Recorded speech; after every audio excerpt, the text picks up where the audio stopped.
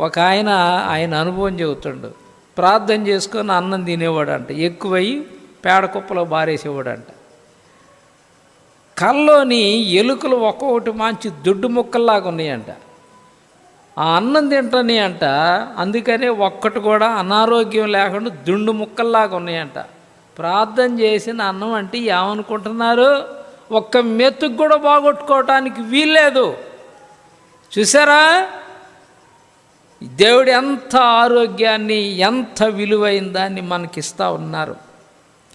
కనుక దేవుడు చేసేటువంటివి మన జీవితంలోనికి రావాలి అంటే మనం ఆయన యొక్క కాపుదల కింద ఉండాలి.